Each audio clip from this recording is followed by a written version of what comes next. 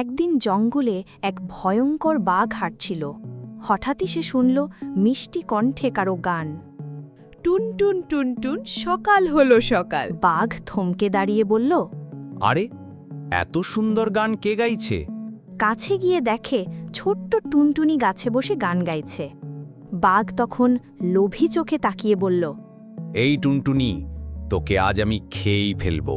টুনটুনি কিন্তু ভীত হওয়ার বদলে মিষ্টি হেসে বলল, আহা বাঘ ভাই, আমায় খেয়ে কি আপনার ক্ষুধা মিটবে? আপনার মতো বড় বাঘের পেট ভরবে নাকি এতটুকু পাখি খেয়ে? আপনি চাইলে আমি আপনাকে এক জায়গা দেখাতে পারি যেখানে অনেক মিষ্টি মিষ্টি পাখি আছে। বাঘ হা হা করে হেসে উঠল। হা হা হা, ঠিকই বলেছিস, চল আমাকে সেখানে নিয়ে চল। টুনটুনি চতুরভাবে বাঘটাকে নিয়ে গেল এক গ্রামে। গ্রামের ঘরে ঘরে মুরগি মুরগি ডাকছে। টুনটুনি আঙুল তুলে দেখিয়ে দিল, এই যে বাঘ ভাই, দেখুন এখানে যত খুশি খাবার।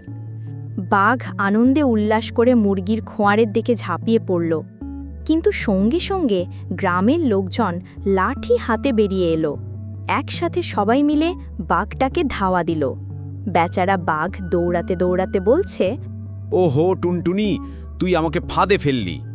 আর টুনটুনি গাছে বসে খিলখিল করে হাসতে হাসতে গান গাইল, টুন টুন টুন টুন, বুদ্ধি যার বেশি সেই রক্ষা পায়, শক্তি যতই থাকুক না কি সে।